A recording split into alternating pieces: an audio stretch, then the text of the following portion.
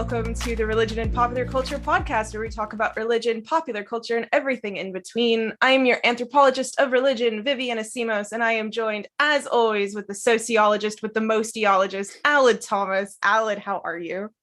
I'm very well, thank you, Vivian. And how are you? I'm good, and I'm particularly good because we're joined by a new friend of mine, Holly Swinyard. Holly, how are you? Hi, I'm good, thank you. So exciting. So can you, just for our listeners, do you want to give a quick introduction to yourself? Tell them what you're all about. So I'm I guess I get to call myself a pop culture writer at this point. That's my actual job. Oh, it's exciting.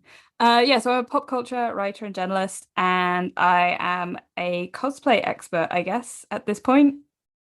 I've been doing it for 15 years, and it's my special interest. That's the only way I can describe it. I love cosplay, and I love learning about cosplay. And I've written 2 books about it, so I better love it, you know. But yeah, that's me. I do all of that, and I also run a volunteer community publication called the Cosplay Journal, which comes out once a year, where we throw as much cosplay information into one publication as possible. That's great. Yeah. So thanks for joining us. One of the reasons why I wanted to bring you on, well, a couple. One is that I like you. But the other reason why I wanted to bring you on was because as much as I am currently slowly learning cosplay to become at least expert enough to write a little bit about it, you, as you say, are the expert. And it's nice to bring you on and also to show that expertise doesn't have to necessarily have a PhD. Which is what we always like to say. I'm sure there's somebody out there who would argue that I'm the most expert, but we'll try. I will defend my title. As far as I'm concerned, you are the most expert cosplayer that I can have on. So can you explain a little bit to people about what cosplay is and maybe how you got started into it?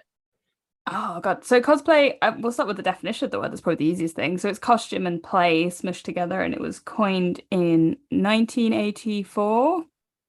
I know dates. In Japan, by a Japanese journalist who was looking for a word to describe a hobby he'd kind of come across when he'd visited America and Europe and seen happening at Worldcon. And it's essentially dressing up as characters from popular culture. Obviously, it can go back a really long way. You can start going, you can pick hairs and, you know, all that kind of stuff, and go all the way back to arguing that it's just dressing up. But it does seem to be, as far as I'm concerned, popular culture characters with a level of fandom influence involved, rather than just kind of dressing up for Halloween or a party or something like that. There's more to it than that kind of thing. I would call it a passion for people, maybe even a lifestyle for some, that it becomes all encompassing as a hobby rather than like a sort of once a year event. Alan, have you ever cosplayed, out of curiosity? No, but I've been thinking about it recently, that it's something I would like to do if I had the creative ability to make a good costume. I think that's the thing though now, is actually it's got so popular that you don't even necessarily have to make your first one. There are some really good ones you can buy and get some decent quality things and have a go. And then that's the joy of it, actually, I really like, is that with its popularity has come more access for people to just have a go at it without thinking I need to sew something, which is really nice, and gives people that little bug that maybe that'll, you know, convince them to go make something afterwards. Yeah, because I think my cosplay that I've kind of thrown together, I whipped up out of pieces that I found at charity shops. And I picked a character that was had a very basic outfit in comparison to many others. So it looked great. You looked like the character. Oh, thanks. You know, I could recognize it when I saw it at con. It was great. Yeah, Holly got to see me in cosplay. Well, I was about to ask, were you both cosplaying when you met? Not when we met. Not when we met, no. I think I was wearing the same costumes on both occasions. You were. Yeah. I was hoping to see a different one, but whatever. No, I'm sorry.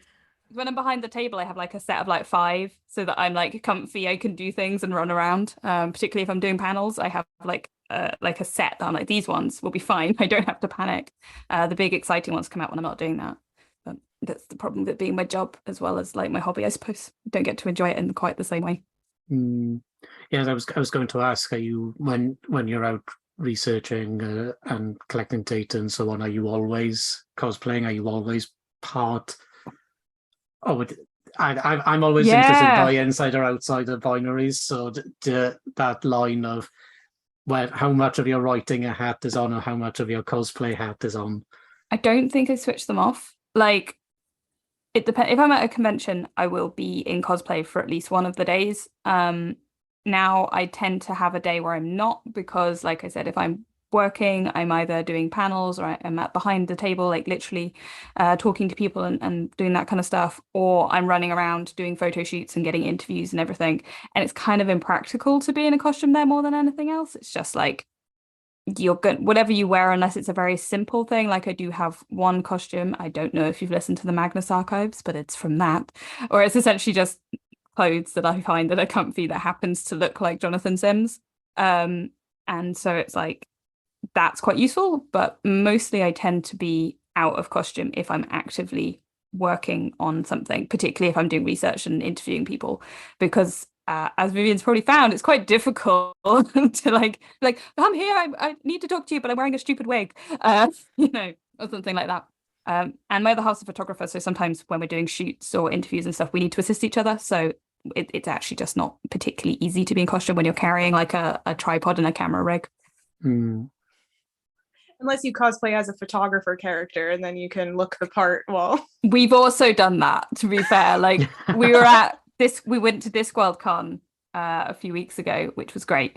And on the first day when we were doing photos and stuff, more than anything else, my other half decided to dress as Otto Schreck, who is the photographer for the Ankh-Morpork Times. And I dressed as William de Word, who's the editor and head journalist. And so it was like, we're cosplaying as our jobs. This is great. We got to be characters who actually did that, which was really fun. I enjoyed that. It's quite nice when you find characters so you can be like, this one will work and be practical. It'll be great fun. So you mentioned that you had 5 behind for when you're behind a table and stuff that you kind of cycle through. How many cosplays, if you were to hazard a guess, how many cosplays do you have in general? How many do I have? Okay, so how many do I have in rotation, or how many that I have that I've kept? That how many do you have like in your closet that you could assemble if we asked you to do it in this moment? I don't know. I actually don't know. Because I'm just thinking, like, there's the ones that I have that I'm like, these are the ones I wear actively at the moment, and then I have some that I've just kept because I like them, and I have some that have sort of morphed into my actual wardrobe, and then I also have some which in the wardrobe next to me, this is my office, and I just have an extra wardrobe in here because I've run out of space, which are pieces that are just too big or too fragile to go anywhere else. So like I have like a feather cape in there that's like hand sewn goose feathers onto a cape, which is huge, and stuff like that. So I genuinely don't know, maybe 20, maybe something like that. I'm going to sit here and count while we talk now. That's what I'm going to do. I'm going to be working sorry to out. distract you with that. I won't do that. I'll just get distracted. No, I don't know. Is it really bad that I don't know? Like I could tell you the ones that I'm actively wearing, like that are in rotation, but that's probably about it. It's never bad as long as you're having fun, right? Yeah, absolutely. And also I tend to things for a long time, and I tend to rewear things. So like a lot of my costumes I'll repair, and I've repaired it and moved it to the like next stage, or I've remade parts of it and kind of improved it in some way. So there are ones that are kind of more like that they've been around for a long time, which is nice. What was your first cosplay? My first cosplay, I actually know exactly what that was. It's Riku from Final Fantasy X-2, but the version from Kingdom Hearts 2. Or at least a kind of summation of the two. Some friends of mine, basically I ended up going by accident, and I had like a week or something, maybe 2 weeks, to put a costume together because I got invited, and I was like, oh my god, I need to go to MCM, which wasn't called that at the time. It's called just Expo, I think, London Expo. And yeah, I just kind of had to throw something together, and that was like, I was just playing the game at the time, so I was like, that'll do, that character, I like her, that'll do. So it was quite good fun. I enjoyed it. Obviously I kept doing it. So Alan, you were asking about insider outsider stuff. Out of curiosity, do you see hobbies as a form of insider versus outsider? in the same way that you would say Scientology or Christianity as an insider / outsider? Ooh, well, I guess this conversation we're having right now has blurred those lines, hasn't it? Between, but then, well, Holly, I'm doing that classic thing now where I'm going to deflect a question, but but what's the point of having Holly on the show if they can't answer my questions? When you're researching, when you're interviewing things, do you feel that's part of your cosplay experience now? So when you go to a con, is it as much about the research as it is about being part of the community and wearing the costumes? I would say so, yeah. So this is quite interesting actually, because this is exactly what my other half's master's degree is on. Okay. They're doing a whole project about, well, it's not quite, they're basically, because they're a photographer, they're doing a photography project of shooting the cosplay community as somebody who is inside of it, but is also separate because they're a photographer rather than a cosplayer. But they have a place within the community that's accepted as a photographer. They have trust of the people there, which is very similar to like how people would take pictures of the punk community. You'd have the photographers who were taking pictures of it as an outsider, and then you'd have the ones who were working within the community as part of it, in one way or another, and getting the more kind of raw actual images of what the community was like. And so I think it's kind of like that, is that once you're sort of part of it, whether you're wearing the costume or not, people know who you are. They kind of, you're able to assimilate into any group. Like I've been to New York I went to New York Comic Con, and even though there were days where I wasn't wearing a costume, because I knew about cosplay and I was able to talk to people about it, even though they had no idea who I was or who like we were, because there were a few other people, we were able to be like, oh, we are still part of this. We have the language, we have, we know how to communicate with you. We know what we're talking about. And so even after a few like awkward moments of like, hi, new people, you'd suddenly just fall into the same conversations you'd have in other places. Of course, there's a cultural difference. Like there's a difference between the American cosplay scene and the British or the UK cosplay scene. Of course, there is, because there are cultural differences anyway. But as that kind of blurs, those cultural differences change, because you have like, oh my God, I was con crunching last night in the hotel room or whatever. You have these language keys that people go, oh yeah, I was doing that. I know what you mean. Or like, oh, I've been to this convention as well. Have you been to that one? Oh yeah, no, I have, and I've been to this. So you kind of you can lock into each other that way. Does that answer the question? Please tell me. Yeah, absolutely. Yeah. And I think to address what you were saying, Vivian, I think there's definitely an insider binary to hobbies in that shared collective experience, that also being tapped into something that that other people, if you're into something that's particularly niche, for example, so a particular TV show or a novel or something like that, if you're really into this one particular book, it can be really easy to then hit it off with somebody who shares that sensibility. And I'm intentionally using the word sensibility there because often I've certainly found this with the things I enjoy, that when I meet people who are fans of similar things to me, we often have a similar worldview and we hit it off like that as well. So we're quite aligned, politically and so on. So there's definitely that insider binary, but also there is outsider as well. Yeah, well, because I find that interesting, because whenever I've been talking with academics, they don't tend to see me as needing to worry or think about that dynamic, which I find really interesting, because it's definitely a dynamic that I find. Because like Holly was saying, I didn't start cosplaying until I was doing this project. I'm not a cosplayer. I wouldn't define myself by that community. And yet I think that academics looking at me would think, well, I'm a nerd, so therefore I am one of them. And it's like, well, not really. There's like subsets within this. What's really interesting is actually, I think you contacted a friend of mine who sent me a message being like, oh, you seem to follow this person, Vivian. Are they okay to talk to? Oh. Because they wanted to know if, actually this was somebody who, like, if you were a safe person, because we, as a community, we often have journalists, academics, particularly from like bigger things like the BBC and stuff, come in and be like, we want to make a documentary about you, or we want to talk to you, and all this sort of stuff. And normally it's fine, but every so often somebody isn't fine with it, or they make comments, or the behind the scenes experience, while the on-screen experience is okay, it's a whatever, behind the scenes experience was bad or something like that. So actually the community does have you know, they do have boundaries and they're very tight and we're very close knit. So like people do worry about that stuff. So I think actually you're right to be, I wouldn't say worry about it, but you're right to be maybe a little bit be aware of the fact that, you know, that as a community, it's very small. And once you're inside it, you're, you know, I wouldn't say safe because every community has issues and drama and whatever, you know, people be people and you can't stop that. But like, you know, it's kind of like you have to cross over into it. And I think a lot of people don't necessarily realize that. They just think, oh, you put on a costume, you're a cosplayer. And it's like, there is so much more to it than that. And of course, you put on a costume, you are a cosplayer. I'm not going to say you're not involved, but you're not necessarily taking the step into the community yet. There is kind of more to it than that. That sounds very gatekeepy. And that's what I mean. Obviously, it's like, it's just trying to make sure that people understand that when, you know, you kind of go on your first meeting to Bowls Club or whatever, and there's going to be people who've been doing it for years and you're still new, and so it's just going to take a couple of weeks for you to kind of get involved and get to know people and stuff. It's the same thing. So like you start off and you kind of seeing if it works for you and if this kind of community works, and I think that's where the insider outsider thing comes. You start as an outsider because of course you do, and then it doesn't take long to be an insider, but it just takes a few gradual steps of meeting people and talking, and for people to become aware of you and be like, oh cool, you're new, let's do stuff together, or oh, you can join this group and all that kind of stuff.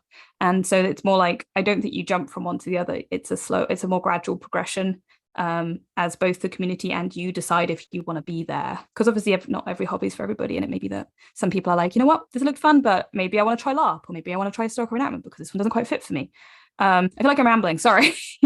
Quite an interesting thing though to look at, like the progression of people who, particularly teenagers at the moment, because it's really popular on TikTok, who've only cosplayed on TikTok, and then they suddenly come to a convention and realize the community that they were in part of on TikTok is not the same community that exists in real life, because a lot of cosplayers aren't on TikTok. So maybe the only people they knew were people who were very similar to them, and so they assume that's what it's going to be like when they come to a real life event, and it's not, because there are people there who are like, I've been doing this for different reasons for a long time, or I just, you know, they're just older, or they're just a different type of cosplayer or whatever, because actually cosplayers who cosplay from anime will have different language keys with each other than maybe cosplayers who cosplay from like superhero stuff, because they're going to have different interests. You're particularly with cosplay, because you come to it from a different point of interest depending on your fandom.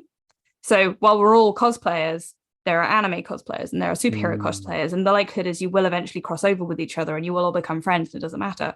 But when you're joining the community, you're coming from different angles with different kind of things. You know, hopefully you'll all, you know, be happy and friends and all that kind of stuff. But I wanted to jump in there and ask you a question. You said something, like I said, people be peopling, and that doesn't always happen. Something you mentioned that was really interesting about how hopefully you can, you know, you've got your anime cosplays, you've got your superhero players, you know, and hopefully then everybody can click and get on. I don't know if this is because I spend all my time researching groups who pretty much hate each other, but is there some sort of I don't want to say the word elitism, that's such a charged word, but are there some types of cosplayers that are notoriously different to others? Like, is there a type of cosplayer that you wouldn't find at something like MCM because they're a bit more specialized? So, I mean, I think if you went to a specific event, so say if you went to an anime convention, you would be less likely to see people cosplaying from superheroes, or maybe from Game of Thrones or something like that at that event, because it's specifically an anime convention. But that's not, you know, it's not a hard and fast rule, because people will be like, oh, I'm just going to a con, so I'll wear the thing I want to wear. I do think people tailor a bit to the event. Like MCM is so everything, it's just a big mash of all the things that, like, I wouldn't say that one anybody particular, they just go, I'm going to wear this. Though it's nice, what I quite like about MCM is that less so now, but it used to very much be the one you brought your big showpiece to.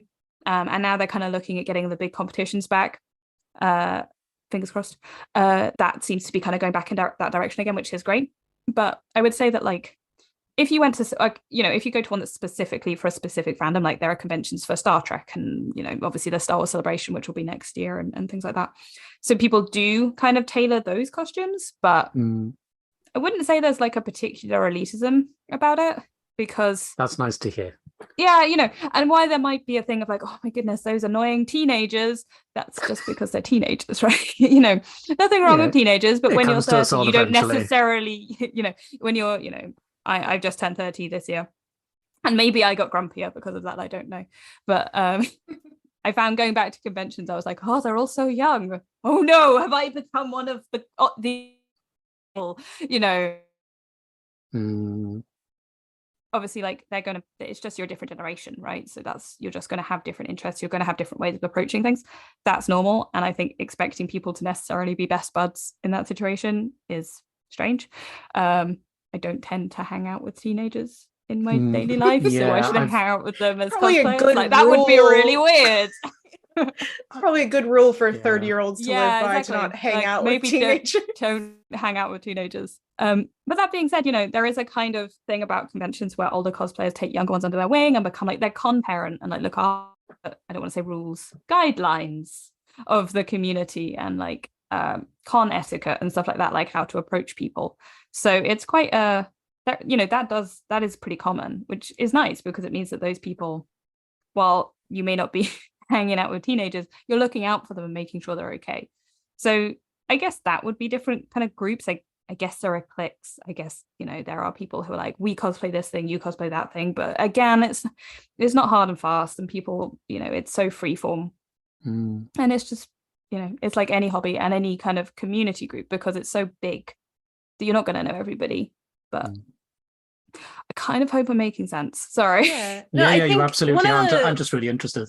One of the things that I have found really interesting about cosplay is that there's a second dynamic to it, which is the audience perspective, or for lack of a better term, but the people who are not cosplaying but are there and watching the cosplay and feeling like they can comment and interact with that. And I think that's where you sometimes see that kind of elitism and that kind of more, what are you doing wearing that, or that character didn't have this thing, they had a different looking sword, and things like that. For certain, like I would say that almost all, and I'm not going to say that all issues within the cosplay community come from outside of it, because that would just obviously not, again, the people problem. But I would say that a lot of the issues with the elitism, with seeing one cosplayer as better than another cosplayer, which is just not true, comes from people who are observing it, or I almost call them like consumers of cosplay, like they're choosing to consume it as a piece of content rather than as somebody's hobby who they are choosing to share with you. They see it as like, oh, that's the same as somebody, an actor or something, putting a piece of media out, or an influencer or whatever, which it's not. Some people become cosplay influencers, and of course they do, it's the internet, but like that's not people's reason for starting it for the most part. And so if somebody who doesn't follow me comes onto my Instagram and goes, you did this thing wrong, and you're not holding your gun right, or your wig's bad, or whatever, like I'm gonna be like, and why are you here? But obviously, like, it does affect people's, if people get a lot of those messages, it does affect them. Or like if they're constantly compared to another cosplayer, that's not fair. And of course, you'll have people who are made famous by having, or internet famous, I suppose, by like having particularly screen accurate costumes, or people like Alice and Tabitha, who are really good at like makeup or whatever. She's very good at that sort of transformation makeup, and so she gets a lot of followers for that.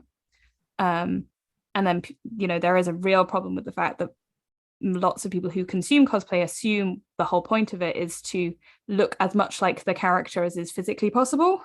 And that's not the point of it at all. The whole point is to transform yourself into that character in some way, yes, but in a way that they're transforming into you at the same time. That it's a halfway house of like, I love this character, and so I want to look like them, I want to take aspects of them and their personality, I want to wear their costume, but I'm becoming them in that means that my body, my appearance, all of that kind of stuff is that character for the day. You're living it, rather than, oh, I want to be the perfect, most amazing version of this character, like a living doll. And that's not really the point. I mean, again, there'll be people, like, everyone has their own reason for doing a hobby like this. And so there are some people who will be like, I want to be as accurate as possible. I want to get everything right. I want to have the makeup correct, all that kind of stuff, which is fine. If that's how they have fun in it, that's what they take enjoyment from, great. And, I definitely do that with some of my costumes because I enjoy the challenge. But at the same time, I'll have other costumes like I just made Rain from Owl House, and I didn't like their trousers, so I changed them. I was like, I did them with the trousers that they had in the show, and I was like, no, this isn't working for me. I'm doing something else. I'm going to make them differently because I don't like this. It doesn't look right on my body and my body type. So I'm going to make it look like something that I'm more comfortable in. Does that make me any less of a good in inverted commas version of Rain? No, it means that it's my version of Rain. And I think that's something that a lot of people could, particularly people who are coming in and looking at cosplayers' pictures, could stand to learn about, is that it's about seeing that person's creativity and their transformation. Like, I kind of I've had this argument with people. I very much put cosplay into the transformative area of fandom, even though, yeah, there is a thing about accuracy and all that kind of stuff. I think the very act of putting a costume on your body, no matter how screen accurate it is transformative, because you are not the person.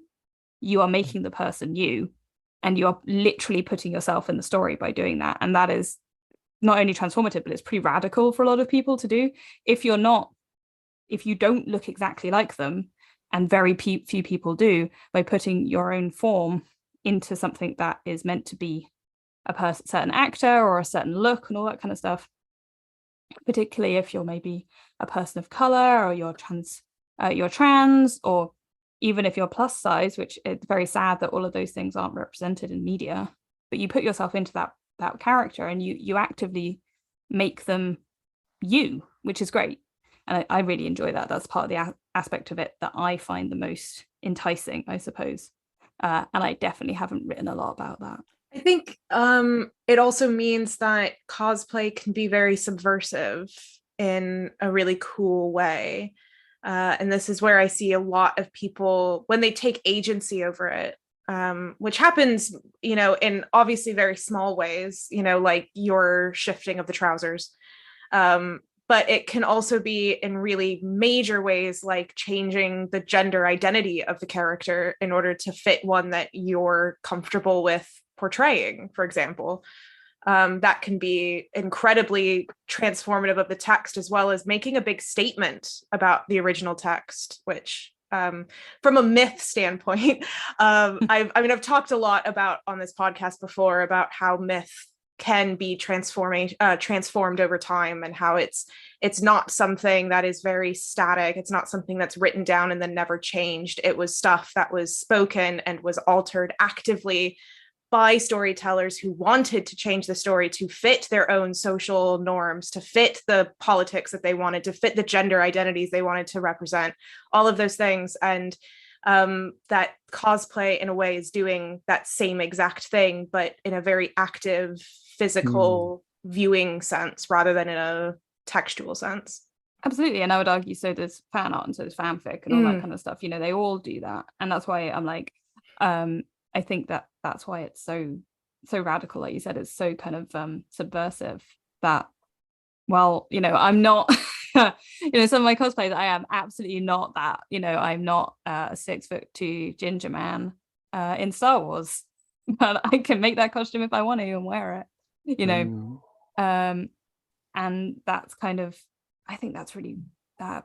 Yeah, there's something about that just feels incredibly like you're taking charge of your own identity in a way that I think many people don't necessarily do, because you're trying to see yourself in a different way and framing yourself differently, like literally putting a different set of clothes on and a different look and all that kind of stuff, and putting yourself into a position that you would never be. Like, I am not a space what a bad guy Hux. No, like absolutely not. Like, I do not hold any of the same ideals as this horrible human being, nor do I want to do any of the things that he did. But there is something really interesting about putting yourself in the shoes of a villain and being like, oh, what does that feel like for a day or like 6 hours or whatever, being that bad person? What does that feel like? That's quite fun, and I imagine actors kind of feel the same when they put themselves into those different things.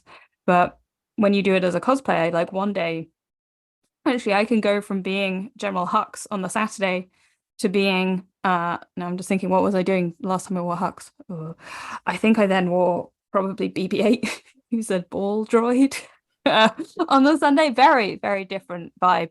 But I can kind of switch it up and change it and be like, I want a friend of mine cosplayed as Baby Yoda.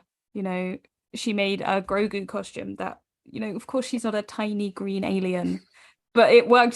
She made herself into that, and it was so obvious that that's what it was, and it was great, and it was so clever. I think those and are I love often the that. most fun ones, aren't they? Oh yeah, absolutely. The ones that catch you off guard, and there's a certain charm to it as well that I can't describe because I'm not as versed in cosplay as you folks are.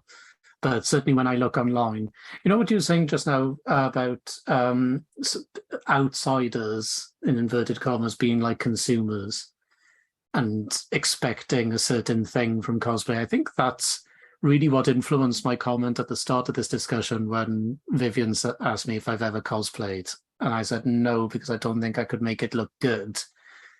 And by good, I meant as much like the character as possible, because I've only ever been to one con, and it was about 12 years ago, so I do need to address that.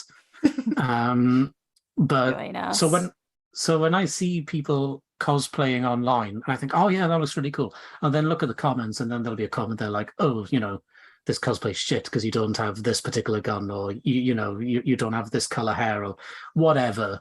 And I don't know what that does to the person who's posted it, because it brings me down just reading it, and it's not my cosplay, and I'm not the person posting it. So it's just bad vibes all around. And I think that's then affected my mentality of, oh, well, if I went to a con, I'll probably just go in my own clothes because I wouldn't want people to look at my cosplay and think, oh, that jacket's rubbish. Or thing is, I don't think like those people, I think much like anything online, they really kind of only voice those sorts of things online. And if anybody made that comment in, at a con or at a cosplay event, people would be, I think there'd be a lot of people who'd be really upset. There's always going to be like, I think it's a sign as well that they've never actually cosplayed, because if they try to, they would realize that they can't look exactly like this particular character, this particular alien or whatever. Exactly. And like you see it when people making comments even about like we're gonna have to use Star Wars because literally the only thing in my brain right now, because D23 is happening and they're just doing Star Wars announcements. But like you see people talking about how, oh, this alien doesn't look exactly how it looked in this animated version, and so therefore it's bad. It's like, shockingly, that thing is really difficult to take from the animated world into real life, and there's only so much they can necessarily do for their show. They might improve it for the next one when they've had a bit more time and a bit more budget, or they've been able to work out, oh, actually we did this last time, let's change it to this, because that's how it works in costumes. Sometimes you need time to actually work out how something is going to look, or how something's going to scan on screen, all that sort of stuff. And you can say, yeah, they've got this massive budget and they've got, they're making a TV show or something, but they're still on a deadline. There's and they still have to make that deadline with the show. So obviously there are issues with that. Like there's a lot of issues around how Marvel do things, and they push out content really fast, and that is a problem. But at the same time, you can't just be like, we're going to make a TV show and we're going to take 5 years making it, so every single detail is completely perfect for you, the viewer, which you'll still moan about. Again, I mean, Rings of Power is getting that. Like they've spent a long time making that show and people are still moaning about it. So well, that was what I was thinking of when Vivian was saying about how myths aren't static, that they're constantly changing and being retold by people. And it was this whole discourse surrounding Rings of Power right now that sprang to mind for me, and that stories are being retold. I find that really interesting, because I actually think Tolkien himself, as somebody who looked at myths and from them and studied them and stuff like that, would be fascinated by how people are retelling his own stories. I don't think he'd want them to remain static either. And I find that discourse strange. Because like, oh no, we're never allowed to change the text that Tolkien went and looked at all these other things and nicked from and made his own version of. Yeah, no, we're definitely not allowed to do that. I mean, some of the stuff is also people who haven't read it, like the issues of one of the elves being played by a person of color, and it's like, well, they were described as dark of skin in the book. So yeah, there's plenty of descriptions in the book. Like it's just like, what do you and also like it also shouldn't necessarily even matter. Like shockingly, a whole species of elves are not going to be a homogeneous mythical creature has to be a specific race. Like what? Like, what? It's so strange. I actually think like the person they keep moaning about as well, I'm always like, have you seen him? Have you like he's the most elf-looking person that could ever exist. Like, what's wrong with you? You look at him and go, yes, he's definitely magical. My goodness, you know, like the perfect bone structure and like these piercing blue eyes, and you're like, what's wrong with you all? Like, Jesus Christ. I think we know what's wrong. It's fine. I actually been really enjoying Rings of Power, I have to say. Though I have played Shadow of War too much, and so my brain's just like, Celebrimbor, you bastard. You know, you.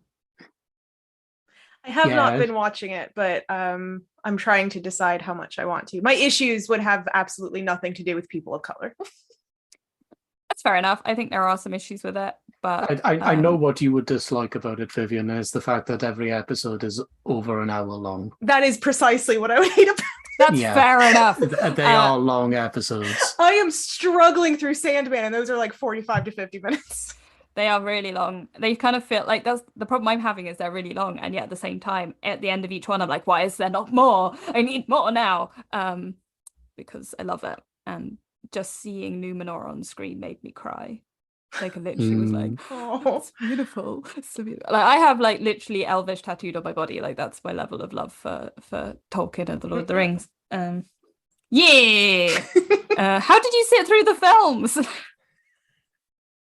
Did you do it in like 20-minute chunks? No, I don't. I think I don't mind.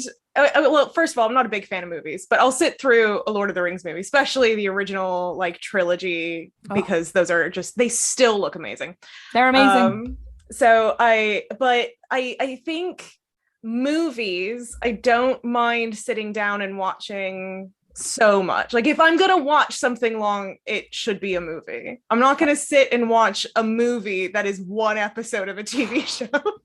That's right. It was when the Stranger Things finale happened this year, and I was like, cool, so we've got like 5 more episodes. Oh no, we have 2 more episodes, and they're both, one is nearly 2 hours long and one is like 2.5, one was like 2.5 hours long. So I'm like, that's not an episode, that's a movie. You're giving me a movie. Well, is that what I have to look forward to? I don't think it's actually quite long. It felt that long. It kept it's actually it was 30 minutes. It just felt like 2 hours. Yeah, they kept just being like, and another ending and another ending, and like I've watched, like we've talked about this, I've watched like the Lord of the Rings, and I watched the extended editions particularly, so like I'm used to a film that just keeps going. But I was like, wow, there's just more.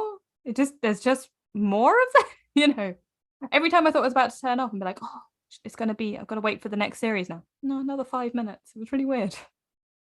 I did have a personal question, so feel free to not answer if you would like to not.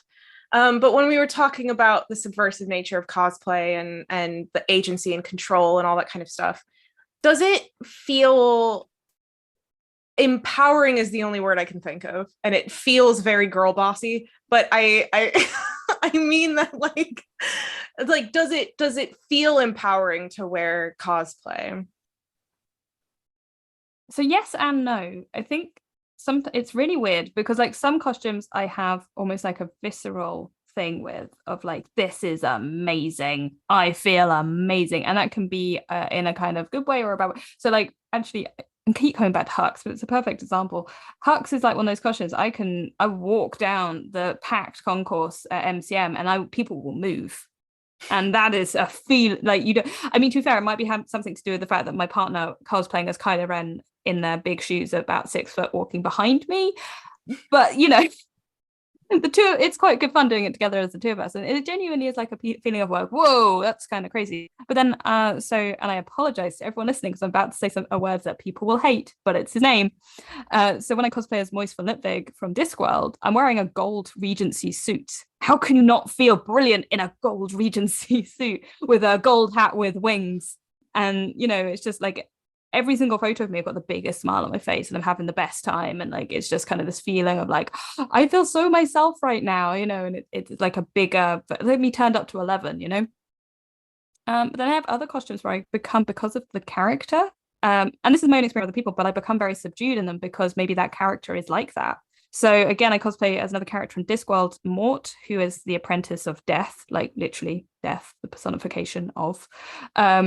And he is meant to be almost invisible. He stands in the background. He's behind not only this figure of, you know, the Grim Reaper, but he's also meant to literally be unseen by the living, very much become very inward in that costume, and like that I'm not in the space, I don't take up space in it, which is a very strange thing. And it's weird to notice that when you kind of go from one to the other. And then I have other costumes that I kind of feel are very close to my own personality, and so it doesn't feel that different. It's just like, this is very me, and this is how I would like, I kind of perceive myself more in it. And so it kind of changes, it shifts depending on the character. I think that's quite a difficult thing to explain, and I don't know if that's true for everybody, because it may be that some people always pick the characters where they can walk and people move out of their way, but they like being that kind of I don't want to say bombastic, but maybe they've got a certain level of aura that moves people when they come into a space. Or it may be they like being the Captain Americas, where they get to be the hero, they get to be that version of themselves that's dialed up really high. And so they only pick characters like that. But for me, I tend to switch things up a lot, because I'm going to be honest, if I wore the gold suit every day, I would be absolutely insufferable. I would be horrible. And that would be zero fun for anybody. So there is a certain thing of that. But I think the other thing that I found is, as somebody who's non-binary, when I cosplay as characters who, and this has only happened twice, who are my own gender and get to actually see myself in them as like that element of me, which is so rare to see, that's brilliant. That is something that is almost indescribable, because I'm so often, even in my day-to-day life, I am being perceived as playing a gender that is not my own. Like, I'm perceived as being female when that's not what I am. And then when I'm in costume, I might be being perceived as being male when that's not what I am. And so to have a character that other people know is my gender, and so they perceive me in that doesn't happen that frequently. And so that's amazing. That's something completely different. Thank you for people who are creating diverse media. It's great. Have you ever transformed a character that is traditionally binary into a non-binary version? Yeah, no, because I don't really know how I would. I mean, you'd have Yeah. to go the very stereotypical androgynous, which isn't always what non-binary is, I'm aware, but I'm just... Yeah. No, I kind of make an argument for the fact that if it's on my body, that character becomes non-binary because I'm non-binary. But obviously people aren't necessarily going to perceive that because they know that character's pronouns, or they know, or, you know, they make an assumption when they look at you. But from my point of view, if I'm that being, that character, then if I'm like, well, actually, I don't want to take on he, him pronouns, or I don't want to take on she, her pronouns, I'm still a they, them. And so therefore this character that I'm wearing today is also a they, them, because I don't like it when people get that wrong. So it's like, you know, if I'm being... and also, like, I tend to pick characters who I think have a sort of weird, unusual energy to them anyway, like characters who maybe, you know, people out there do have headcanons for them being non-binary or trans in some way. Like, that seems to be a weirdly common thing that I do. And I didn't notice that I was doing it until someone pointed out. They're like, you pick these characters who people headcanon as trans? I'm like, not on purpose, but now you say it, you know. So that was quite interesting. Like, I didn't realize that people headcanoned Mr. Lipvig, I won't say his first name, I know people get upset by it, as gender squiffy human, and then it turned out people did, and I thought that was quite interesting. I was like, it does make sense to me, but I didn't do it on purpose, you know. So what I find interesting, and this has come up in our conversations before, as well as my conversations with other cosplayers, is the distinction that you just made of when I am wearing a character that makes them my gender because it's my body, which is obviously the gender that you are. But what I find interesting is comparing it to another form of dress play, which would be drag. So if I am a cis woman, if I was doing a drag king performance, I would expect people, when I'm in that character mode, to use he, him pronouns, because that is my character is male. And I find, and you, as well as many other cosplayers that I've spoken to, have always discussed the importance of using the cosplayer's pronouns when discussing, no matter who they are. And I find that a really interesting distinction between cosplay and drag, where there is still the role of the cosplayer is still as present in a way that, say, the role of the drag performer is not supposed to be as present in comparison to the persona. Yeah, it's really interesting. I've never really thought about it like that, but I suppose you're right, because with drag, you're creating almost like a second version of you, or a, like you said, a persona or a personality that is a character that is created by you to this is as far as I'm aware of it. Like I'm not a drag performer, so like I'm going from my own kind of outsider perspective, I guess. But as far as I'm aware, it's to do with the discussion of, you know, you're kind of projecting some stuff into that character that you want to do, and it maybe makes you more confident or whatever. Whereas I think with cosplay, because it's, I don't know how to describe it. Like I was talking to another cosplayer about this the other day, and we talked about it as it's almost like you're living the experience of that character, of that thing, through yourself. And so it's almost like the self of the person wearing the costume is still as present. Like they're not choosing to create a secondary persona. And some people might. Like, you know, I'm not going to say there aren't cosplayers out there who don't have that element of like when they're in the character, they are that character and they have those pronouns and that's how they want to be perceived.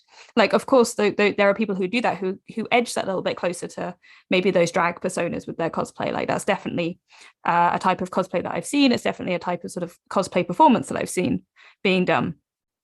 But I think for a lot of people, it's because it's more about the self-identity, and I think identifying yourself in characters. Like you're looking at something that you didn't create necessarily. Like obviously people do cosplay as their own characters every so often, but you're often looking at something that's been created by somebody else that you see an element of who you are within. So like I'm gonna try and pick like a character I like. Okay, cool. So I'm just about making from the Bad Batch, which is one of the Star Wars shows, if anybody doesn't know. And it was one of the first times I saw a character within Star Wars, a franchise that I absolutely loved, who I went, oh my goodness, I really identify with that character. There is something about them that makes me be like, oh, wow, that's me. I see so much of myself here. And so like cosplaying as tech is really important to me, and it's something that I'm going to enjoy possibly more than any of my other Star Wars costumes, which like I made Hux because it seemed like a fun idea to be a bad guy. I made BB-8 because it seemed fun and cute and silly, and I wanted to design what that would look like. So they were different challenges and different ideas, whereas with this one I'm like, I have to be that person because they are so similar to me and they have so many traits that I have, and I identify with that. And I wonder whether it's because there is that, I don't want to say self-insert because I don't want people to be like Mary Sue about it all, but there is a certain level of inserting yourself into the narrative. And so rather than you being that, being a new person, you are placing the person you already are into a story that you love. Sorry, that was really rambly. I think I kind of got that. It's a difficult thing to talk about, and I don't, because everyone's different, and that's my own experience, I guess. No, I'm glad I got to talk to you about it, because it was one of those things that I kept thinking about as well. Yeah, I'd love to be honest. It's a conversation I would absolutely love to have with a drag performer, and maybe with somebody who is kind of in that sort of in between space of doing cosplay and drag at the same time. I think it'd be a fascinating discussion to have, and I would love to know, because it's all opinion and subjective and personal experience and stuff, so there is no right answer, but it would be a really fascinating conversation to have. I'm going to write it down. I'm going to have that conversation with somebody. Invite me along so I can listen quietly in some bushes. I was like, Vivian's here to just take notes. I mean, I will be there purposefully and ethically presenting. And not in a bush. I will not be in a bush hiding and pretending that I'm not there. I only do ethical research. Well, this is quite nice for me, because obviously this is far more your research area than mine, given what you're working on at the moment. So I'm just absorbing. Because I'm using this half as an opportunity to have an interview with Holly. Very smart. Just record it. It can go and it's fine. Very smart. But no. I mean, I think because we've had a conversation for a good like 4 to 5 hours or something at one point, just talking about all sorts of stuff. And I unfortunately didn't record anything. And no, I did exactly the same thing. The only thing I wrote down was a weird drawing of a swimming pool. Like I looked back at my notes and was like, the only thing I've done is drawn Vivian's description of swimming pool fandom. Which I'm sure Alan will remember, that the swimming pool is a conversation about belief. Yeah. Yes. That diagram may end up in my book with a Vivian citation of like, this is overly caffeinated Vivian in Reading. Yeah, that the swimming pool analogy is definitely Vivian's party trick. Yeah, it's a very good party trick. You know, have me at parties. I'll talk about swimming pools. The swimming pool analogy, it works for so many things. Yep. I think on the train back, I was madly scribbling whatever I could, little pieces that I could remember from things. I mean, to be fair, you were like, you should read this academic, and I sat on the train and tried to read the academic, and then went, oh, I'm gonna smack my head against the window because was that Judith Butler? Yeah, I was like, why is this so difficult to read? I think I even told you at the time of like, you can read someone else talking about what she's written about. I was like, well, I'm just gonna look it up and say, oh no, I'm not doing this. Right, go and find a YouTube video to like explain it to me. Thank you very much. There is nothing wrong with a bit of that. No, that's what I've always done with Karl Marx. That's if you ever want to know anything about Karl Marx, read what other people have written about him, because my God. A friend of the pod, Paul, will be very upset with me to hear that I do that with Foucault. Again, fair enough. Oh, I literally have a stack about this book, big, of like academic books next to my desk at the moment, which all have just like little tabs on them with things going, go look this up on the internet. I don't really understand what this says. Or there are literal notes in it that I've written on the books because I'm that terrible person, where it's like, this person is pretentious and needs to shut up. Particularly when you get like art academics trying to talk about fandom, it's really funny because they're clearly trying to look at it from like an artistic point of view, and I'm like, it's not gonna work. The methodology is different here. Try again. Yeah, it's a whole problem in general about how I want to fight them. How we present what we write, because both Vivian and I are academics, but we've always said that we, at least I hope it shows in my work that I try to do this. I try to make it as accessible as possible. And I'm being mean about that, but no, there's some really good essays in there, but there's at least 3 where I'm like, this person, me and him behind the Burger King, we're going at it, we're having words. I just read 2 chapters, because that's all I could get through, of a academic book on cosplay, which will remain unnamed while being recorded because I don't want to get on too many people's bad side. I think I know which one you mean. But it was horrendous. Yeah. Oh my God. I've read a lot of academic. I have it downloaded, so I'm able to make notes in the margins and stuff a lot easier. And luckily, I downloaded the book and didn't spend any money on it. But I wrote, there were so many points in the margin where I went, "What the absolute fuck?" So when I was researching for the 2 books I wrote about cosplay, which are sort of a history of sort of a social look at sort of a how do you do this as a hobby kind of thing, like I think my publisher thought they were going to be tutorial books, and then they came back with these weird pseudo academic texts, and they're like, all right. I was reading so many books by other people about cosplay who had clearly only ever engaged with cosplayers by like sitting down in a weird academic setting and talking to them, and probably not even maybe going to like one event. Oh, it was strange. It was really like, this is so surreal seeing what other people perceive us to be and how wrong it is. Oh, it's really odd. Very odd. Quite a lot of them were by white men, I have to say. Sorry, Alan. There was a certain level of like, no offense taken. Alan is aware. Yeah, I'm very aware. Yeah, that is interesting. What you're saying about sitting in the corner and just taking notes, because level of participation is an interesting one, because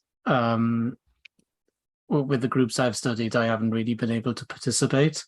Or if I have, there's always been that binary of, oh, well, you're just here for research. It sounds like Vivian's able to pass that, I don't want to say gatekeeping, but is able to pass the threshold of researcher as well as insider, because she's able to go and have a good time. Because Well, I was about to say, I think part of the big difference is that I research fun people.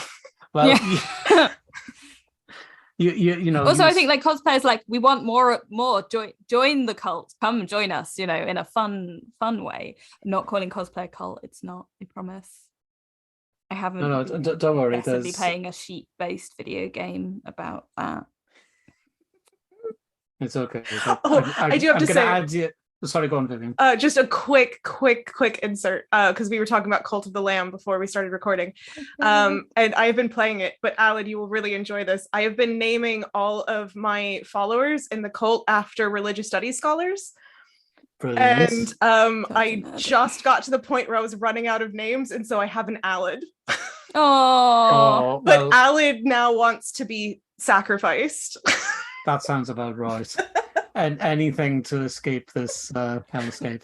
Alad came running up to me and was like, "Please kill me, it'd be great." Yeah. Have you had the one that comes up to you and asks to eat a bowl of poop? Yes, I have had that one. Why? I think that was Marion, actually. Yeah. I was wondering if you were keeping it like cult new religions focused. No, it's just any scholar religion I could think of. I've got Tyler in there as well. God, you've got so many members in your cult that you I actually have a ran out lot of of names. members of my cult. I'm a good cult leader. Thank you very much. You're a good little lambykins. God, I love it so much. I'm not very good at Alan. it. It's fun, but it's fun. You're used to the word cult, or naming me one of your... Both, as well as interrupting you in order to suddenly talk about my cults. I was just going to say, for a disclaimer for anybody who hasn't, if this is your first time listening to the podcast, there's no such thing as cults. There's just religions or movements you like or you don't like. You can go and listen to last season's episode of the Mary Cosby cult, if you're interested. However, and I do want to add this as well, the way people use cult is very interesting, especially if they use it as a term of empowerment. And if they do that, then good on you. I wholeheartedly support that. But from a critical perspective, if I was to mark a piece of work and somebody's using the word cult, I'm thinking, okay, well, you're bringing in your value judgments here, aren't you? But it's that thing where whenever I see a journalist having bias on I'm like, bad. Yeah, but judging me. But if somebody's using the word cult to be able to navigate their way through life, particularly after an episode of trauma or so forth, then that can be an entirely valid and helpful tool for them. I want to have a whole conversation with you about people who survive, like who leave these religions, and that's. But probably not now while we're talking about cosplay and fandom. Yeah, this is what often happens with me and Vivian as we go off on these tangents, so don't worry. Yeah. Maybe next time that you're down south visiting me, Alan, we'll swing by Holly. Yeah, that's we'll hang out. Have another 5-hour coffee session. Anyway, cosplay. It's very interesting. I actually think it's like one of my favorite parts of fandom in general. Like that, fandom's huge, but I do find cosplay to be the most exciting part of it. I think so much going on. It's always changing. People are always doing something new. It's just, it kind of, this, I don't mean this in a bad way, but like I kind of feel like fanfic and fan art kind of stagnate in like what they are. Like I know that if I'm going to look at fanfic, that I'll find certain tropes and I'll find certain things, and every so often that changes or whatever, but I kind of know what I'm getting into, and that's not a bad thing. I quite like that. But with cosplay, I kind of feel like every so often somebody does something completely bonkers and you're like, didn't see that coming. Cool. That's new and exciting. Or it might be, didn't see that coming. Oh no, that's really bad. See certain cosplayers making interesting choices about,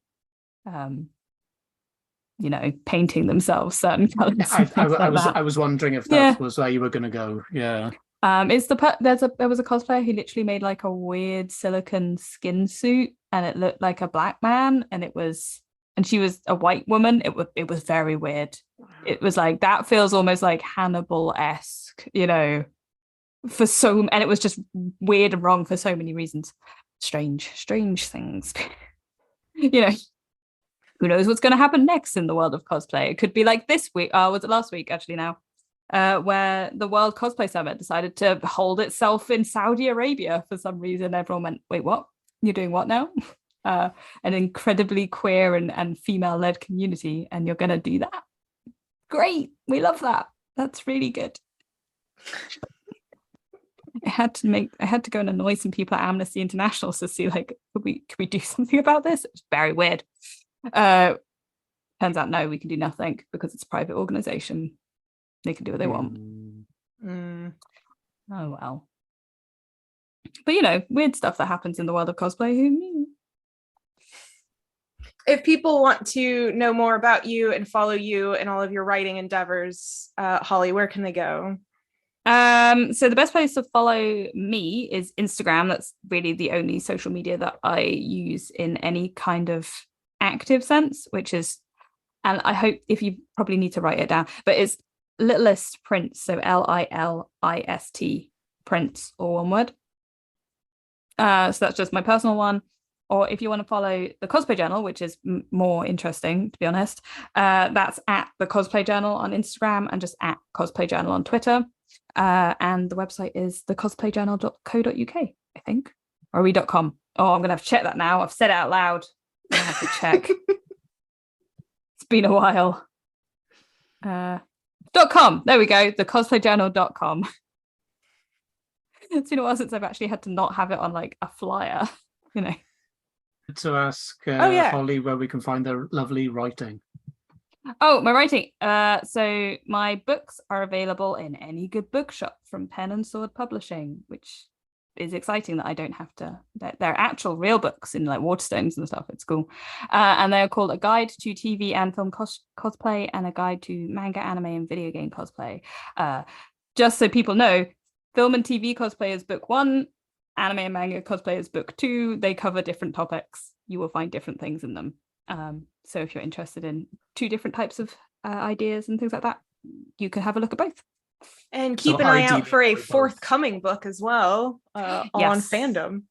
Yeah, which has yet to be named because I keep changing my mind. So make sure you follow Holly. Yeah, then you'll find out before I do what it's called now. When my publisher gets annoyed at me and just names it, which is definitely not what happened last time. No, it's not. It's fine. That's mean. They were very nice about it last time.